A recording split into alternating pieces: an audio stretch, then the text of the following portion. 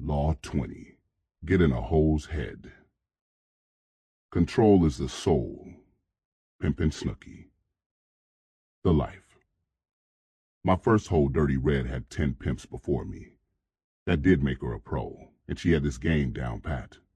Ken, if you ask a bitch to do something and she acts like she doesn't hear you or snaps what, that's a good indication that she's ready to leave, Dirty Red told me. Smart ass bitch, how you know that?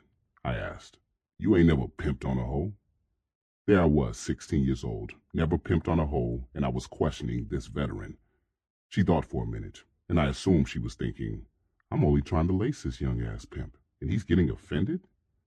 I was so insecure about what I didn't know that I was getting mad at her for trying to school me. But I calmed down quick, because if I was going to be a king in pimping, I needed that game.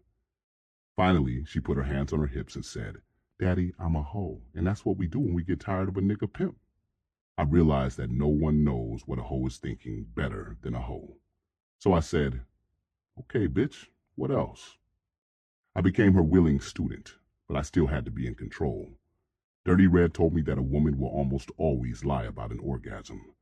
I didn't really care whether a hoe had an orgasm or not, but you never know when knowledge will come in handy later. You lay some good dick, you will know if it's the real thing, she said. A bitch will pant your name, roll over like a puppy, and go to sleep in broad daylight, shaking all the while. Most simps go for the fake and think they can control a bitch with the dick. But if you allow yourself to be faked out like that, then you are the one that's being controlled by the pussy.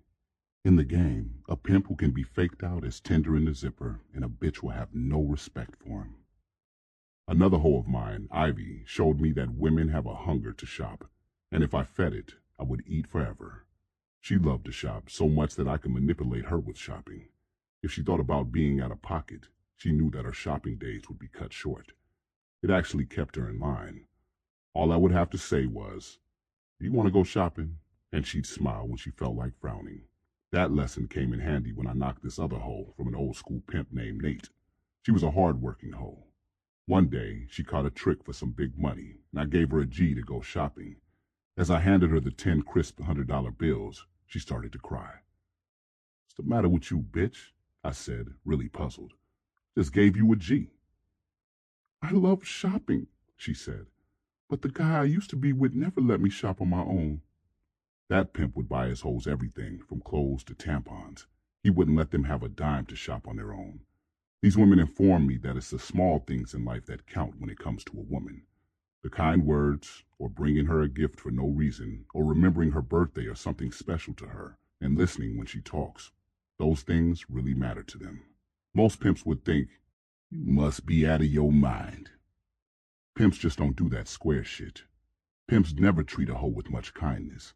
But I took this lesson and made it work for me. I took my pimping to a whole other level. Unless she feels love for you, a hoe's not going to give you her money for 8 and 10-year stretches. Some hoes want you to be hard on them, but with others, it's like Pimp C says. You serve vinegar, you're gonna get pickles. The trick is to figure out each hoe's mind. I knew one hoe named Jazzy Desi, a 23-year-old all-American snow bunny. She told me, "Most hoes are lost little girls who have been neglected growing up, now living in a woman's body. Hoes don't do this because they enjoy turning tricks. Most hoes don't even like sex. They believe a pimp will give them the love and care they didn't have growing up. A hoe does not want to be told the same thing a pimp tells all his other hoes, especially a bottom bitch. This is why bottom bitches run off the other hoes. In her mind, a pimp is a hoe's man, and yet she has to work with other girls that think the same thing. You have to remember, us hoes are women before we are hoes." The ism. As I have always said, the book on what a hoe will do has yet to be written. You can never really know everything that goes on inside a hoe's head. But one of the things that made me such a good pimp was that on some level, I understood a lot about what made a hoe tick. My best teachers? Hoes. Over the years, I learned some valuable lessons and gained a lot of insight from the hoes I had around me. Knowledge is power, and it's available to anyone willing to really pay attention.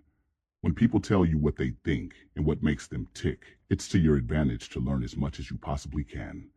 Ask them what their dreams are, and really listen to their answers. Then you can use that information to make your dreams come true.